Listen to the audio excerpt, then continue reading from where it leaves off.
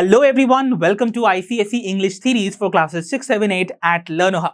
I am Adesh, your English guide and mentor, and I am back again with yet another lesson, and this time it is the noun and its types. So I hope आप सभी ने मेरा पिछला lesson देखा होगा on the parts of speech. So with the very first part of speech, that is the noun, आज हम begin करने वाले हैं अपने session को. So how excited are you? जल्दी से मुझे बताओ comment section में. And without further ado, let's begin with today's session.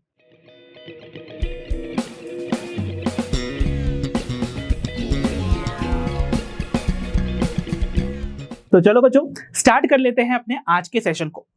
I won't be surprise अगर मैं आपसे एक क्वेश्चन पूछूं what is a noun and you come up to me saying sir ये कैसा क्वेश्चन है, ये इतना आसान सवाल तो हम में से कोई भी बता देगा. नाउन मतलब naming words, right? It is the name of a person, place, animal और थिंग. ये तो हम बचपन से पढ़ते आ रहे हैं. True, very true. It is one of those first lesson जो आप अपनी प्री प्राइमरी और प्राइमरी क्लासेस से पढ़ते आ रहे हो, right? When you began actually learning grammar. But the point is to know noun as a name of a person, place, animal or thing is good as a cornerstone. But जैसे जैसे आप higher classes में जाते हो, noun के बारे में सिर्फ इतनी जानकारी जो है वो सफिशिएंट नहीं है. इतनी information is not sufficient because higher classes में noun just doesn't become a part of your grammar but also a part of your writing skills. And that is where noun को डेप्थ में पढ़ना जरूरी है. And that's exactly what we are going to do in this today's session. Right? So today we'll be talking about noun and starting करेंगे basic से but we'll go up to advanced level and that is why noun जैसा topic जो अक्सर ही लोग एक class में खत्म कर देते हैं, we won't be completing it in one class. इसके लिए we'll be taking 3 classes. So be prepared and be excited. Okay. So now talking about general definition से start करते हैं. Noun क्या है? These are the naming words. Let's write it down for ourselves. If you knew it well, very well done बच्चों. Naming words are called the nouns. और आप सभी ने इसके बारे में हमारे पिछले लेसन में भी पढ़ाई होगा पार्ट्स ऑफ स्पीच में. तो कैसे डिफाइन करते हैं नाउन को? It is a word which is used to name any person, right, place, animal और अ थिंग. जैसे यहाँ पर एग्जांपल देखो, यही कन्वेंशनल डेफिनेशन पढ़ी है ना आपने. जैसे एक पर्सन का नाम यहाँ पर दे रखा है Rahul. He is Rahul and इसकी आइडेंटिटी जेंडर के बेसिस पे कहा जाए तो ये एक बॉय है, तो ये भी एक नाउन हुआ. Rahul boy is a noun. किसी पर्सन के बाद अगर किसी प्लेस की बात की जाए, जैसे फॉर एग्जांपल ताजमहल. ताजमहल तो एक स्पेसिफिक जगह का नाम है ना. या फिर जैसे इंडिया हो गया, इंडिया गेट हो गया, या किसी पार्क, हॉस्पिटल का भी नाम ले सकते हो. तो anyway that is a place और उसका नाम अगर कोई है तो that is a noun. Then talking about animals. तो एनिमल्स भी भाई, एनिमल्स के जो नेम्स हैं वो भी तो नाउन ही हुए. तो चाहे आप छोटे से एक टाइनी माइक्रोस्कोपिक बैक्टीरिया से लेकर एक ह्यूज जायंट एलिफेंट तक ले लो या एक जिराफ तक भी ले लो, सारे के सारे एनिमल्स जो हैं उनके नाम आते हैं under the category of nouns. Now talking about things. Anything that you can think of, जो आपके आसपास आपको नजर आ रही हैं. Any object you can touch, या अगर आप किताब लेके बैठे हो पढ़ने के लिए, for example book itself is a thing, it is a noun, right? तो बुक हो गया, पेन हो गया, एक स्टाइलस जो मैं अपने हाथ में पकड़ा हूं, ये जो बोर्ड आपको दिख रहा है, anything that you can touch और feel also could be a noun. Then comes one important thing where students actually get confused and that is the names of actions. Action names are also nouns बच्चों. जैसे यहां पर swimming की बात की जा रही है. स्विमिंग इज अ नाउन, और ऐसे स्पेशल वाले नाउन जो कि देखो देखने में लग रहा है कि ये वर्ब है. अगर मैं बोलूं let's say swimming is a good exercise, right? Now I am talking about swimming. It is the name of the action. Okay, I am not describing it as an action. So swimming is a good exercise. इस case में swimming is acting as a noun because I'm telling the name of an activity which is good. Another way I can say I love swimming. In that case also मैं कह रहा हूँ I love which activity? The name of that activity is swimming, right? Hence again swimming becomes a noun. But if I say I am swimming, मतलब I'm telling you the activity which I am doing. It is an action, right? Which I am doing. In that case swimming becomes the verb. So points to be cleared, right? So swimming एक नाम है action का. Hence it would be the name of an action. Hence इसको हम एक noun की category में place करेंगे. तो एक्शन नेम वाले जो आपके वर्ब्स आपको दिख रहे हैं एक्चुअली में they are nouns, right? And उनको हम स्पेशल कैटेगरी में प्लेस करते हैं. We place them under the category of gerunds, जिनको हम आगे पढ़ेंगे as non verbs, right? So आगे इनके बारे में डिटेल में पढ़ेंगे, बट अभी के लिए इतना जान लो कि the name of actions are also under the category of nouns. So I hope the basic introduction to noun is clear. Now, अभी हम बहुत डिटेल में भी स्टडी करेंगे, बट इवेंचुअली आगे बढ़ने के लिए सबसे पहले देख लेते हैं the various categories of nouns. Types भी पढ़ने हैं हमको, ठीक है। तो नाउन्स के कितने टाइप्स होते हैं ये सब आप जानते ही हो अपनी बचपन से ही। So first category of nouns are the common nouns, then we have are the proper nouns, then collective nouns, and lastly we have are the abstract nouns. तो सभी को एक एक करके डिटेल में समझते हैं कि भाई ये चारों के चारों हैं क्या और कैसे इन सबको डिस्टिंग्विश किया जाए एक दूसरे से। So let's begin with the first category of nouns called the common nouns. So now talking about the common nouns. क्या होते हैं कॉमन नाउन्स, आइए देखते हैं। कॉमन नाउन्स वो जनरल नेम्स हैं जो दिए जाते हैं to any person, place, animal और thing, right. Remember, common nouns में आप किसी भी स्पेसिफिक पर्सन के बारे में बात नहीं कर रहे हो, किसी भी पर्टिकुलर पर्सन के बारे में बात नहीं कर रहे हो। जैसे इस कैंडिडेट को देखो, इस पर्टिकुलर इंडिविजुअल को देखो, ये इंडिविजुअल के बॉडीली फीचर्स के बेसिस पे आप कह सकते हो कि ये एक मेल कैंडिडेट है और उसको आप एक बॉय नाम देते हैं। सिमिलरली इस कैंडिडेट के या फिर इस इंडिविजुअल की बॉडीली फीचर्स के बेसिस पे आप इसको एक गर्ल का नाम देते हैं। अब आपके सामने आसपास कितने सारे बॉयज एंड गर्ल्स हो सकते हैं, राइट, है ना। तो अगर मैं बोल रहा हूं कि I am going with the boy, which boy am I talking about, you are not specifying the name of that particular boy, right. तो बेसिकली ये कॉमन टर्म है जो इन दो कैटेगरीज ऑफ जेंडर्स के लिए दिया जाता है। सिमिलरली अगर मैं बोलूं the name of a place called park, park एक जनरलाइज टर्म है, एक जनरलाइज जगह है जहां पर बच्चे खेला करते हैं। सो if I say I am going to the park, you can ask me, you can put up a question, right, which park are you going to, right. तो I am not specifying which park, but यहां पर park जो है वो generalize term है to the it is given to the place where children play. Similarly we have hospital. Hospital क्या है? Hospital वो जनरलाइज जगह का नाम है जहां पर पेशेंट्स ट्रीट किए जाते हैं। So if I say the patient has been admitted in the hospital, you can put up a question again, which hospital? You're not specifying, right? That is why. So remember, जितने भी common nouns हैं, मैं आपको एक बात बता देता हूँ, आपको आपकी आसपास दिखने वाले जितने भी ऑब्जेक्ट्स दिख रहे हैं ना, they all come under the category of common nouns, जिनको आप टच कर सकते हो, you can see them, you can feel them. Even though एक exception दे रहा हूँ, like for example air, which is all around us. We may not be able to see it, we may not be able to touch it, but we can feel it. Hence, it is also a common noun. Remember, so जितने भी आपको common nouns मिलेंगे, they will be all concrete nouns which you can touch and feel. Exception मैंने बता दिया air का case में कि यहाँ पर आप feel कर सकते हो, right? So it is a common noun. ठीक है? So और कौन कौन से common noun हो सकते हैं? Remember, they can be any object that you can see around you, जिसको आप touch कर पा रहे हो. For example, let's say tent हो गया, या boy तो category of gender हो गया, right? Cook is the name of a profession, right, कि ऑक्यूपेशन क्या है किसी का। तो ऑक्यूपेशन के जो नेम्स होते हैं that is also under the category of cook. Okay, now country के जो नेम, बेसिकली मैं अगर कंट्री के नेम स्पेसिफिकली बात करूंगा तो वो स्पेसिफिक कंट्री की बात होगी। But I say I live in a country, you can ask me which country, right, और I come from the other country, which country, that is not specified. So country is a generalized term where actually a lot of people stay together, right? Okay, next is hospital, as I told you, maid, teacher, as I told you, the profession के जो name होते हैं that is also common noun. Tree, book, and even the names of subjects.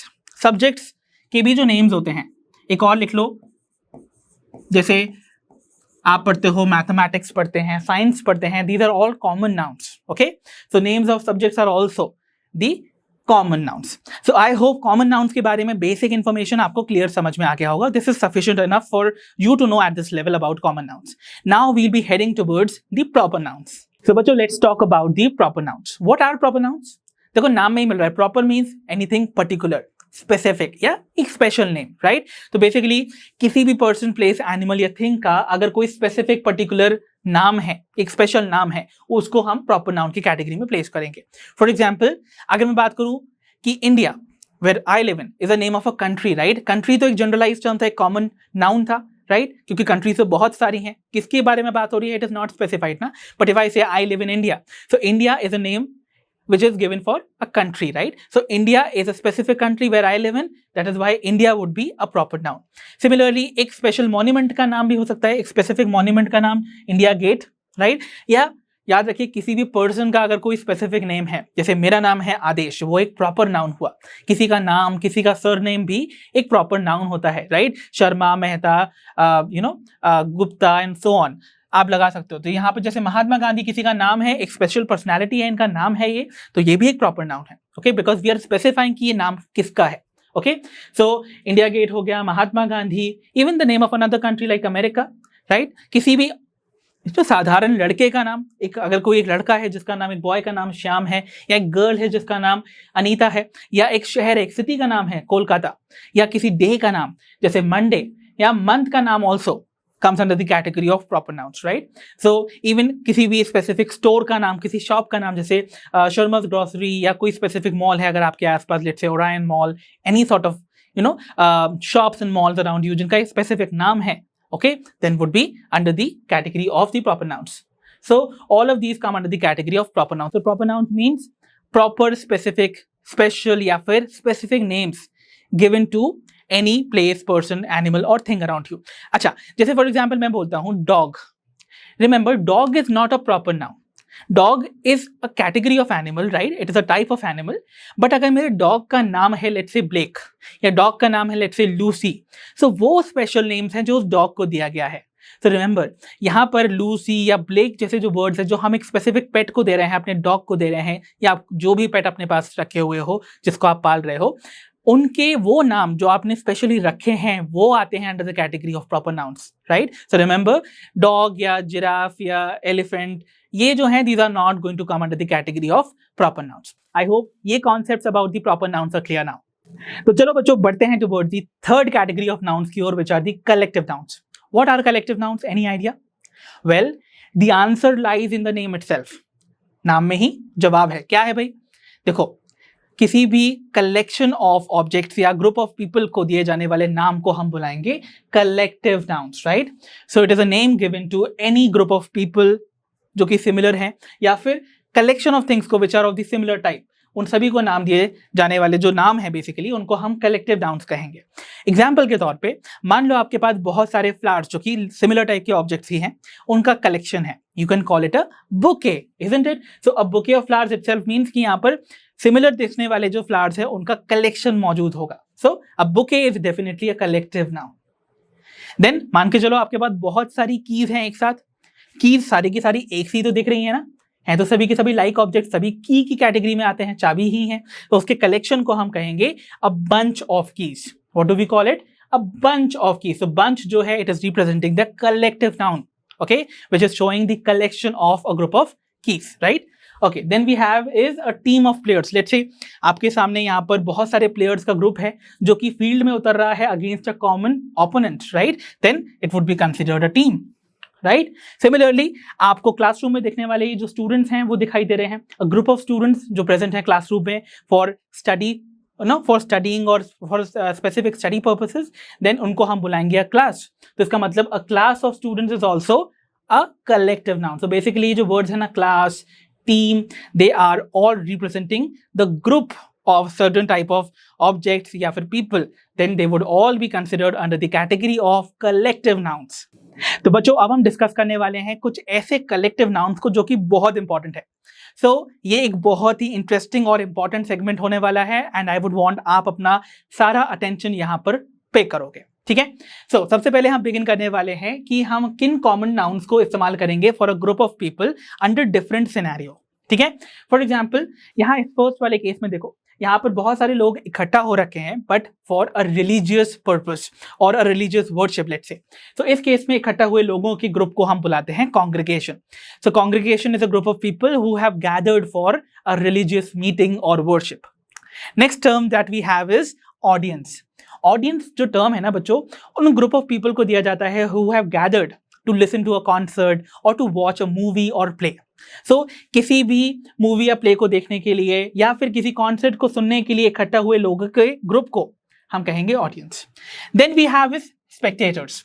Spectators is a group of people जो कि इकट्ठा होते हैं to watch a match, right? तो बहुत सारे लोग जो इकट्ठा हो रखे हैं एक मैच देखने के लिए, they would be called spectators, okay? Next category देखो, असेंबली. असेंबली क्या है? It is a group of people who have gathered for a specific purpose. किसी स्पेसिफिक पर्पस के लिए इकट्ठा हुए लोगों को असेंबली कहा जाएगा. बट अगर लोग इकट्ठा तो हैं but without any specific purpose, then that group of people would be called a crowd. यहाँ देखो, लोग इकट्ठा तो हैं बट किसी का कोई कॉमन स्पेसिफिक पर्पस नहीं है, राइट? देन बात करते हैं यहाँ पर मॉब की. मॉब क्या है भाई? ये वो टर्म है जो उन लोगों के ग्रुप को दिया जाता है जो किसी भी जगह पर नुकसान पहुंचाने के लिए या फिर चीजों को तहस नहस करने के लिए इकट्ठा होते हैं. So mob is a group of people who have gathered for a destructive purpose. And then we have is a horde of savages. आपने देखा होगा बहुत सारे लोग ऐसे होते हैं जो थोड़े असभ्य होते हैं, यानी कि मैनरलेस होते हैं, वाइल्ड, रूली होते हैं, राइट, अनरूली रादर. सो ऐसे लोगों के ग्रुप को हम कहते हैं a horde of savages. So savage is a word given to a person who is actually quite wild and unruly, right? So in that case, ऐसे लोगों के जो ग्रुप होगा that would be called a horde of savages. So I hope in different scenarios में group of people को क्या क्या नाम दिया जा रहा है वो आपको समझ आए होंगे. कैसे लगे ये नाम बताना मुझे जरूर.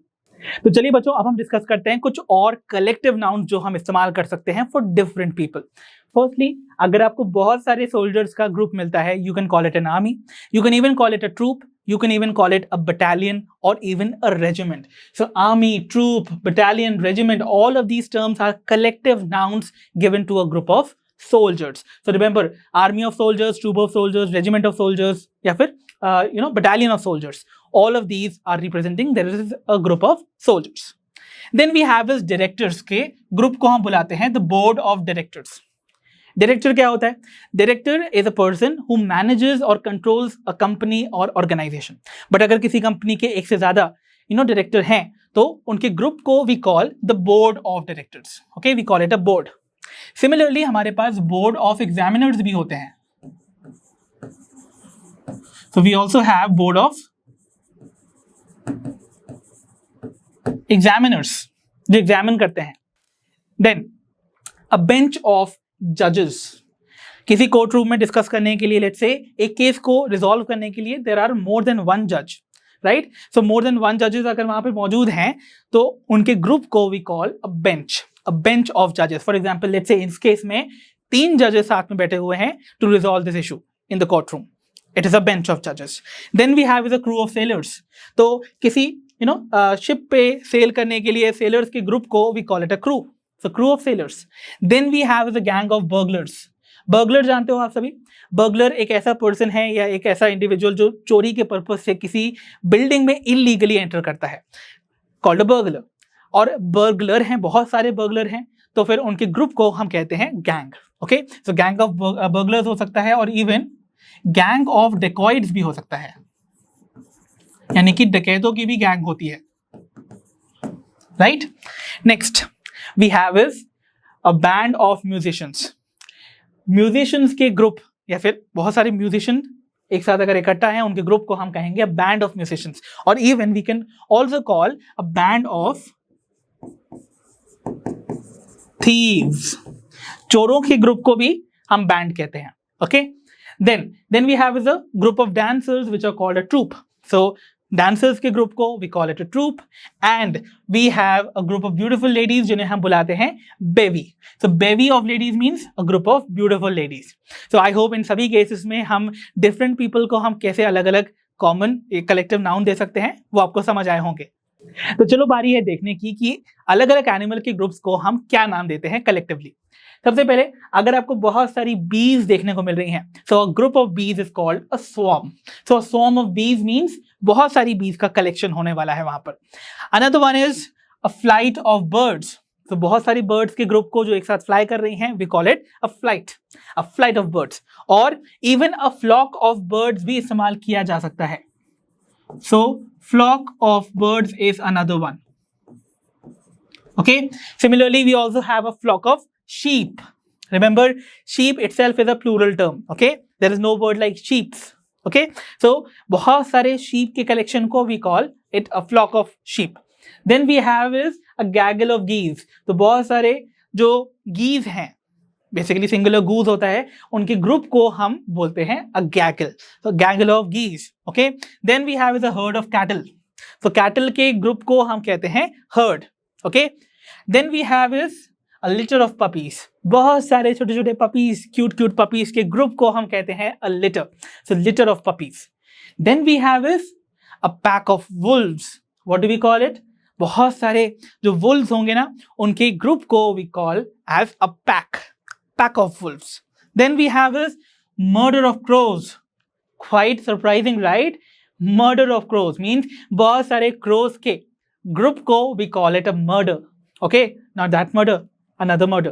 So murder of crows is something which is quite unusual, काफी unusual सा नाम है, and it is something very interesting. You can apply it with people around you. Okay, then we have is the school of fish.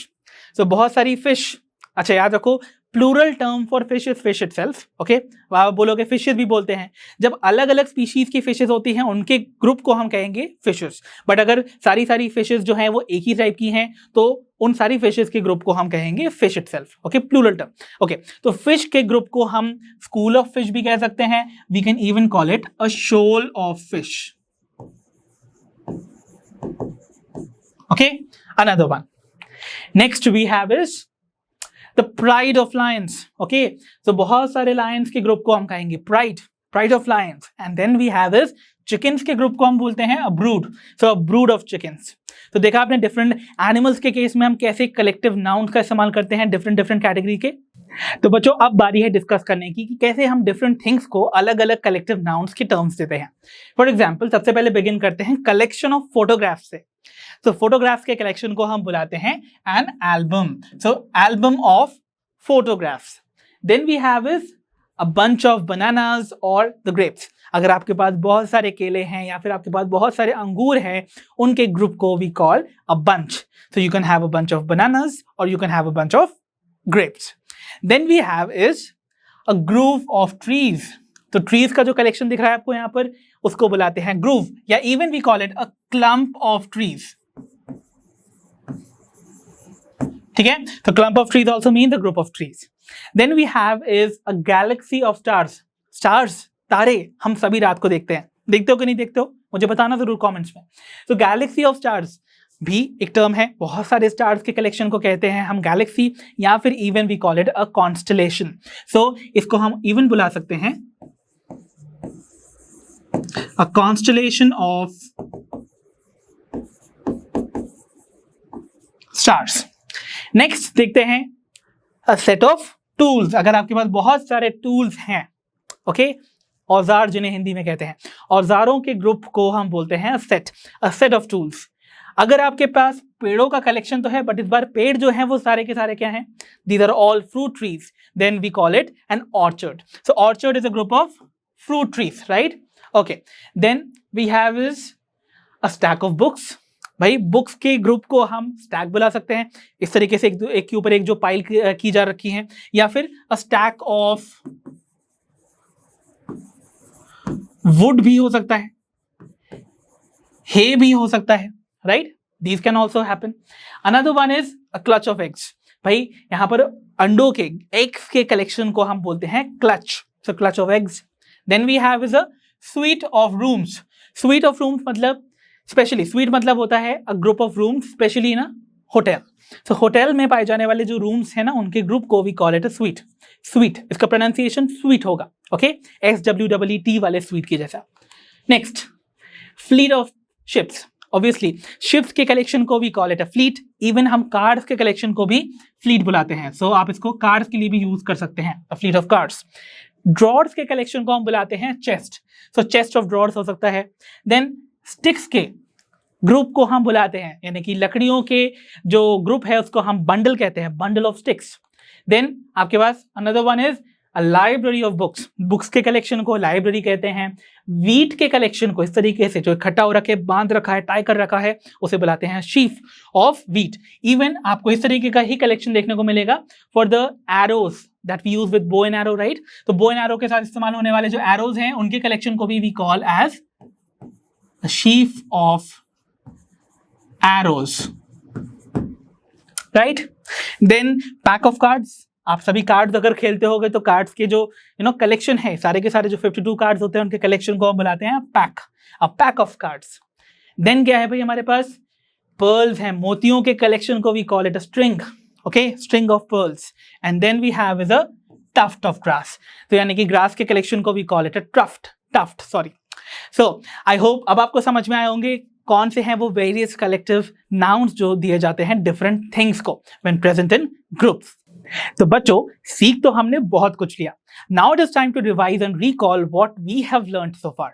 help me fill this exercise. Okay, so it's practice time for you now. Fill in the blanks with suitable collective nouns in each of the following cases, right? One I will do for you. The others set of questions would be a homework. पहले के 5 मैं कराने वाला हूं आपकी मदद से, लेकिन you have to help me. Okay, so beginning with, she was carrying a dash of eggs to the market. A dash of eggs, a group of eggs is called a clutch. Exactly, a clutch of eggs. So this would be clutch. Next one, the dash at the stadium were thrilled with the unexpected win. The dash at the stadium, stadium में लोग क्या देखने के लिए इकट्ठा होते हैं? The match. And the people who have gathered in the stadium for, watching a match, उनको हम क्या बुलाते थे? We call them the spectators. Exactly बच्चों, very well done जितनों ने सही जवाब दिया है. So spectators. Next one, try this one out. Sangeeta is so fond of dogs that she adopted the dash of puppies she found on the street. तो संगीता को dogs इतने पसंद थे कि उसने स्ट्रीट में मिले हुए पपीज के ग्रुप को ही अडॉप्ट कर लिया. द ग्रुप ऑफ पपीज को हम क्या बुलाते थे? याद करो. कमॉन कमॉन कमॉन, थोड़ा जोर डालो अपने दिमाग पर. What do we call the group of puppies? litter of puppies. Very well done. Next one, try this out. He hid himself in a dash of hay to avoid being caught by the police. Police से अपने आप को बचाने के लिए उसने अपने आप को डैश ऑफ हे में छुपा लिया, हाइड कर लिया. तो क्या बोलेंगे हम? A dash of hay, a group of hay was called, you remember, मैंने आपको बता रखा था, हमने पढ़ा था stack of books, stack of woods and stack of hay. Very good. तो यहां पर the word would be stack of hay. Okay, and the last one, come on, try this one, help me out. For the cultural program, we have invited a dash of dancers. A dash of dancers. So यहाँ पर of missing है, I am writing it down for you. तो dash of dancers यानी कि group of dancers को हम क्या बुलाते हैं? Very good, a troop of dancers. Remember TROOP वाला आर्मी के लिए इस्तेमाल होता था, डांसर्स के लिए TROUPE वाला होगा. ओके, तो this must be the right answer. I hope कितनों ने इस 5 क्वेश्चन को मेरे साथ सही फिल किया है मेरी मदद के बिना. If at all you did it, clap for yourself because you are actually a champion. Now it is time for you to practice बच्चों. So see, यहाँ पर remaining जो 6 questions हैं, they are as homework. Okay, so you have to again fill in these exercises or fill in these blanks with the suitable collective nouns. So I am going out of the screen. Take a screenshot or pause the video and start filling them. And write down your answers in the comment section. I will personally check कितनों ने इस exercise को सही से solve किया है. तो बच्चों, after having dealt the collective nouns in detail, अब बारी है to discuss and finally come on to the 4th category of nouns which are called the abstract nouns. क्या होते हैं abstract nouns? Just opposite of what the concrete and material nouns are, मतलब जिनको हम touch feel नहीं कर सकते हैं रादर. ओके, तो बेसिकली एब्स्ट्रैक्ट नाउन्स वो होते हैं जिनको ये बेसिकली हम कह सकते हैं, these are the names of certain ideas, thoughts and feelings that a person can feel but cannot experience through his or her 5 senses. 5 senses, आपके 5 सेंस ऑर्गन से मिलने वाले जो सेंसेस हैं, आप उनसे इनको एक्सपीरियंस नहीं कर सकते हैं. एंड यानी कि 5 सेंसेस यानी कि आप ना तो उन्हें देख सकते हैं, ना स्मेल कर सकते हैं, ना हियर कर सकते हैं, ना टच कर सकते हैं और ना ही टेस्ट कर सकते हैं. Okay, so all those ideas, thoughts and feelings are going to be under the category of abstract nouns. ठीक है. नाउ एग्जाम्पल के तौर पे ऑनेस्टी एक आइडिया है ना, एक आइडियोलॉजी है, but it's a feeling also, but you can not feel it, right. Honesty कहीं तो टेस्ट करने पे पता नहीं चल जाएगा ना कि ये ऑनेस्टी है, देखने पे नहीं पता चल जाएगा कि ये पर्सन ऑनेस्ट है. It is an idea, it is a concept, right. So honesty is one. Then we have is happiness. Happiness is a state of mind, right. Okay, but it can not be sensed. Okay, then we have sorrow. ये सारे excitement, ये सारे जो emojis बने हैं ना, happiness, sorrow, excitement, even boredom, ये सारे के सारे आपके क्या हैं? These are all abstract nouns. So remember, abstract nouns में आने वाले बेसिकली क्या है? The concept, ideas, feelings which can be thought about, जिनके बारे में आप सोच सकते हो, but you can not experience them through your five senses. So this is an idea of abstract nouns. Now this is one topic जहां पर सबसे ज्यादा मैं कहूंगा कि टीचर्स इसके आगे पढ़ाते ही नहीं है, राइट. सो एब्स्ट्रैक्ट नाउन बहुत इंपॉर्टेंट है. यही वो जगह है जहां बच्चे सबसे ज्यादा कंफ्यूज्ड भी रहते हैं. ओके, एंड जूनियर क्लासेस में इसको हमेशा एक एग्जांपल काइंडनेस से रिप्रेजेंट करके हमेशा वहीं पर खत्म कर दिया जाता था. But abstract noun is much more beyond one example. So it is time now, let's see हम कैसे different categories of parts of speech से ही अलग अलग टाइप के एब्स्ट्रैक्ट नाउन फॉर्म कर सकते हैं. So our next topic would be the formation of abstract nouns. तो बच्चों अब हम सीखने जा रहे हैं कि कैसे फॉर्मेशन होता है एब्स्ट्रैक्ट नाउन्स का. रिमेंबर, एब्स्ट्रैक्ट नाउन्स को फॉर्म किया जा सकता है from verbs, adjectives and common nouns से, राइट. बस सभी केसेस में हमें करना क्या होता है, इनमें हमें एडिशन करना होता है कुछ स्पेसिफिक सफिक्सेस का. सफिक्सेस क्या होते हैं या सफिक्स क्या होता है? It is a group of letters जो हमेशा किसी एग्जिस्टिंग वर्ड के एंड में जोड़ा जाता है. ओके, तो यहां पर हम देखने वाले हैं, let's say we are starting from the verbs. तो अलग अलग वर्ब्स यानी कि एक्शन वर्ड से हम एब्स्ट्रैक्ट नाउन्स कैसे फॉर्म करेंगे? By adding some suffixes. Now firstly let's say हमने ऐड कर लेना है द सफिक्स मिंट और मंथ. ओके, सो MENT नाम का ये जो सफिक्स है, इसको अगर हम डिफरेंट वर्ब्स में ऐड करेंगे तो देखो कैसे डिफरेंट एब्स्ट्रैक्ट नाउन फॉर्म्स होंगे. So for example number 1 is achieve. Achieve मतलब किसी चीज को पा लेना. सो अचीव का बन गया अचीवमेंट, राइट. MENT लगा देना है बस, राइट. देन उसके बाद we have is govern. Okay, govern means किसी चीज को कंट्रोल करना. ओके, देन उसके आगे अगर मंथ लगा दिया तो बन गया government. Okay, then we have announce. Announce का बन गया अनाउंसमेंट. सिमिलरली डिसअपॉइंट बन गया डिसअपॉइंटमेंट. देन आर्ग्यू बन गया आर्ग्यूमेंट. ओके, आ रहे समझ में. Then we have is develop. Develop के लिए बन गया development. Then we have is entertain, बन गया entertainment. Invest, investment. Advertise becomes advertisement. Then we have is amuse becomes amusement. Employ becomes employment. Excite, excitement. Manage, management. Then treat, treatment and agree, agreement. So all of these were verbs. Initially जो लिखे हुए words है ना, excite, ये सारे words जो दिख रहे हैं starting में, manage, all of these are the verbs. और उनमें month लगा के we are forming the abstract nouns. So you see, these are certain verbs जिनमें month नाम का suffix लगेगा तो they will form the abstract nouns. Next अगर suffix हम लगाते हैं, let's say ance. Okay, ANCE. तो देखो जैसे फॉर एग्जाम्पल है अबाउंड. अबाउंड एक वर्ब है जिसका मतलब होता है to exist in large numbers, बहुत भारी मात्रा में मौजूद होना किसी जगह पे. सो अबाउंड में अगर मैं एंस वर्ड लगा दूं और यहां पर से ओ मिट जाता है, मतलब ओ हट जाता है, it becomes abundance. Okay, so it is a state, right. So it is becoming an abstract noun then. तो ये एक एब्स्ट्रैक्ट नाउन है. Then we have is attend. Attend मतलब किसी जगह पर मौजूद होना, right. So attendance. Enter becomes entrance. Guide becomes guidance. Next is accept becomes acceptance. Disturb becomes disturbance. Ignore becomes ignorance. Perform, performance. Appear, appearance. Endure, endurance. Endure मतलब किसी चीज को बर्दाश्त करना. Okay? Assist becomes assistance. Assist मतलब किसी चीज में किसी की मदद करना. Okay? Resist मतलब किसी चीज का विद्रोह करना, किसी चीज को स्टॉप करना. Okay? So resist का resistance. Okay? Okay, next we'll see कि अब अगर हम सफिक्स एंस लगा दें, ENCE वाला, वो ANCE था, ये ENCE वाला अगर हम सफिक्स लगा देते हैं तो कैसे डिफरेंट वर्ब्स आपके एब्स्ट्रैक्ट नाउन्स में कन्वर्ट हो जाते हैं. जैसे depend becomes dependence. Independent becomes independence. यार, interfere becomes interference. Refer becomes reference. Differ becomes difference. Infer मतलब to come to an opinion, एक ओपिनियन बना लेना किसी चीज को लेके, right. To decide something is true और नॉट.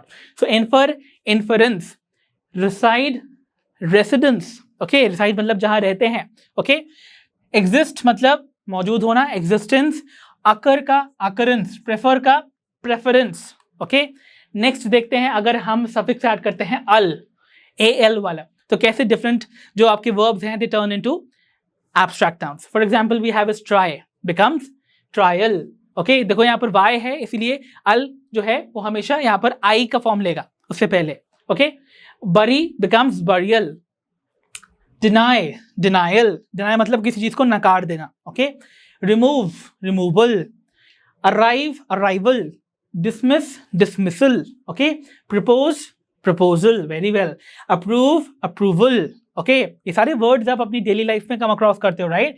betray मतलब किसी को धोखा देना, becomes betrayal. dispose मतलब किसी चीज को फेंक देना, disposal. refuse मना कर देना, refusal. withdraw वापस ले लेना, withdrawal. ओके, सी सब में हमने क्या किया है, बस अल ही तो ऐड किया है. So this forms our various abstract nouns. Another one, see, अभी verbs की ही कैटेगरी में हम चल रहे हैं.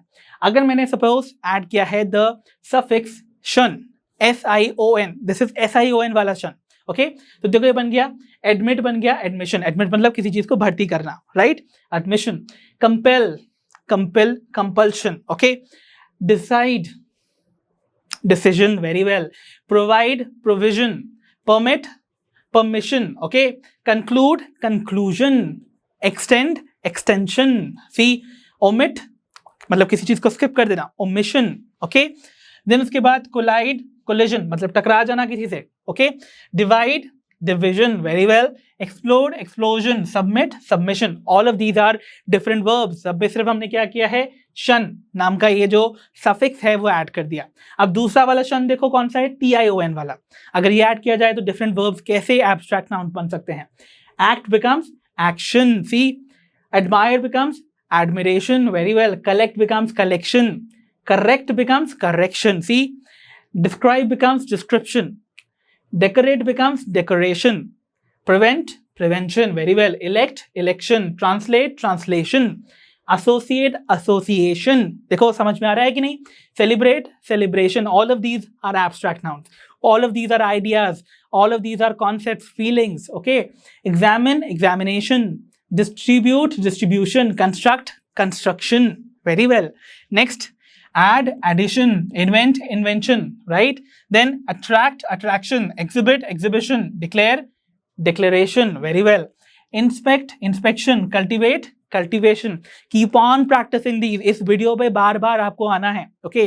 you have to come multiple times to practice all of them, okay. well, now देखते हैं और रिमेनिंग जितने verbs बचे हैं उनको हम कैसे abstract nouns में कन्वर्ट कर सकते हैं, by adding the suffix y, simply y. जैसे assemble बन गया assembly, okay. discover बन गया discovery. inquire becomes inquiry. देखो याद रखना y से पहले कोई वाउल नहीं आएगा, वाउल साउंड वाला वर्ड या लेटर नहीं आएगा. तो अगर यहाँ पर LEY नहीं होगा क्योंकि y से पहले वाउल वर्ड नहीं आएगा, राइट, तो e हट जाएगा, ओके. सिमिलरली यहाँ पर इंक्वायर में, इंक्वायरी में r और y के बीच में e नहीं आएगा. Flatter becomes flattery, okay. now adding your, okay, या योर पढ़ते हैं इसको हम लोग URE, okay. Now see, depart becomes, depart मतलब चले जाना, डिपार्चर, ओके. क्लोज बिकम्स बंद होने को, क्लोजर, ओके. देन प्रेस को प्रेशर, वेरी वेल. फेल का failure, okay. All of these are abstract nouns. And lastly verbs में ही कैटेगरी में अगर हम ऐड करते हैं the suffix age, for example carry becomes carriage, marry becomes marriage, pack becomes package, very good. pass becomes passage, okay. then post becomes postage, waste, wastage, break, breakage. all of these are abstract. adding t or th जैसे suffix, okay. जैसे complain becomes complaint, wait, way becomes wait, grow becomes growth, die becomes death. similarly born becomes birth, okay. so all of these are different abstract nouns formed from the various verbs by adding different suffixes. now it is time कि different adjectives से हम कैसे form करेंगे the various type of abstract nouns. so बच्चों, now let's see कैसे different adjectives से बनते हैं abstract nouns. so abstract nouns again हमें form करना है adjective से, तो add करने होंगे कुछ suffixes beginning with the first suffix that is ness. जैसे bitter becomes bitterness. bitter means कड़वा, ठीक है, तो bitterness मतलब कड़वाहट, ओके. eager मतलब किसी चीज को जानने की इच्छा, eagerness, ओके, जिज्ञासा, okay. wicked, wickedness. heavy, heaviness. busy, business. lonely, loneliness. aware, awareness. good, goodness, right. then उसके बाद happy, happiness. selfish, okay, selfishness, very good. empty, emptiness. and then great, greatness.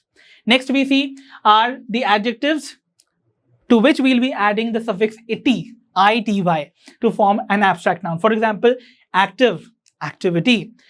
generous, generosity, moral, morality, grave, gravity, similar, similarity, curious, curiosity, real, reality, rigid, rigidity, punctual, punctuality. Very good. Visible, visibility. See, I know most of these words आप अपनी daily life में come across कर रहे हो, but you are not aware कि ये abstract nouns हैं. Okay, then equal becomes equality, infirm, infirmity, human, humanity, special, speciality, and probable becomes probability. Okay, then we have addition of suffixes like ans and ins. Okay, जैसे abundant is a state, abundance. Okay, then ignorant, ignorance. देखो ans लगा रहे हैं हम लोग. Absent, absence. यहाँ पर ends आ गया, ENCE वाला. Patient, patience. Right? Diligent, diligence. Brilliant, brilliance.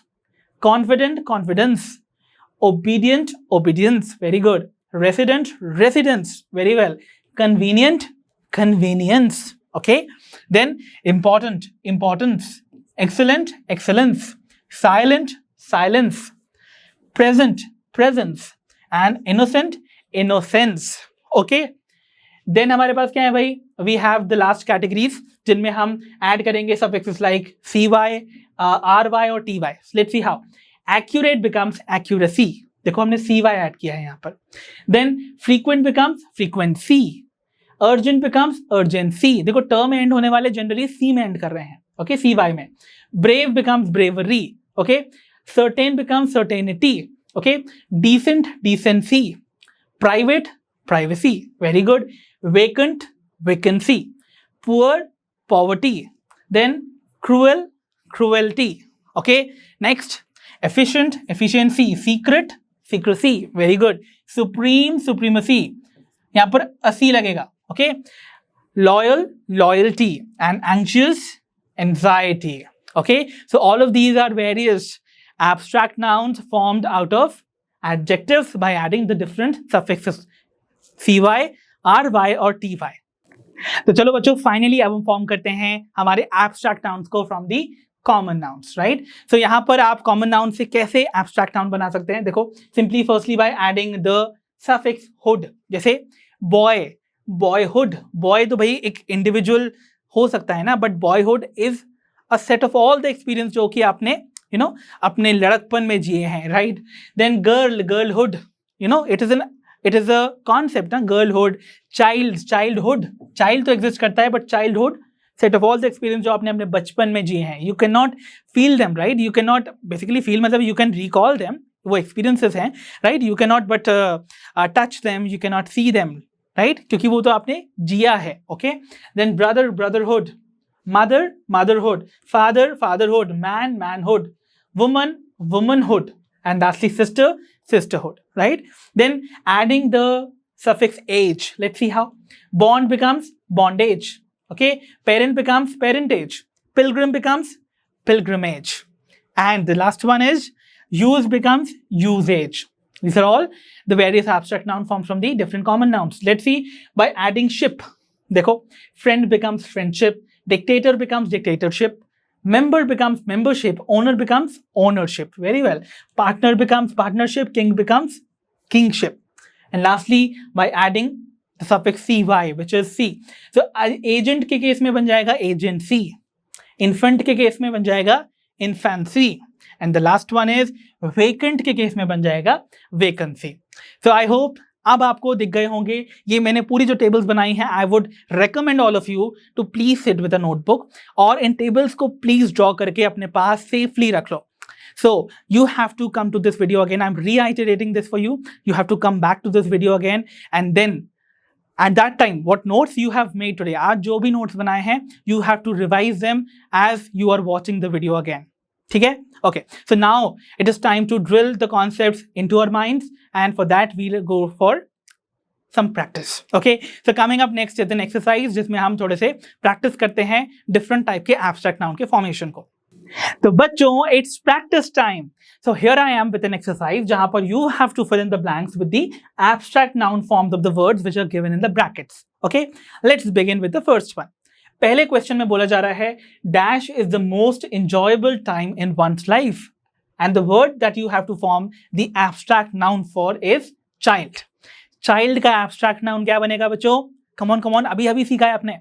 Child is a common noun, right? इससे बनने वाला जो वर्ड होगा that would be childhood. Very good. जितनों ने सही जवाब दिया है भाई, clap for yourselves. You are doing really great. Next, we see Dash awards are given every year. The word is brave. So, brave से बनने वाला जो abstract noun है वो कौन सा है? Exactly, you guessed it right. It is bravery. Bravery, bravery is an abstract noun. So, bravery awards are given every year. Next is she is known for her dash. Politeness, right? Very well done. Politeness. Next one, try karo. Come on. He quenched his dash by drinking coconut water. Thirsty. Come on. Thirsty. It becomes thirst. Okay? So, it becomes thirst. He quenched his thirst by drinking coconut water. उसने coconut water यानी कि नारियल पानी पीकर अपनी प्यास बुझाई. The next one, she received severe dash for cheating in the exam. Dash के लिए हमें वर्ड जो दिया रहा है that is punish.